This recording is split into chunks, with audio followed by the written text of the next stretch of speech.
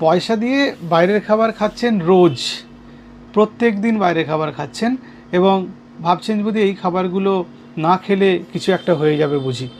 অনেকের আবার এটাই টার্গেট থাকে যে সারাদিনে একবার না একবার বাইরের কিছু খাবার খেতেই হবে। বাইরের খাবারের অসুবিধা হচ্ছে সেটা হাইজিন আর কি, সে খাবারটা স্বাস্থ্য।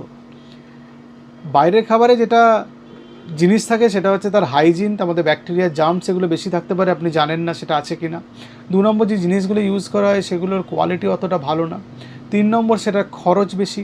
4 নম্বর তার মধ্যে যে নিউট্রিয়েন্টস বা যে পুষ্টিগুলো থাকা দরকার সেগুলো নেই। ফাইবার কম থাকে, ভিটামিনস কম থাকে, মিনারেলস কম থাকে। ফলে আপনি টাকা দিয়ে এমন খাবার খাচ্ছেন যেটা আপনার শরীরের জন্য ক্ষতিকারক।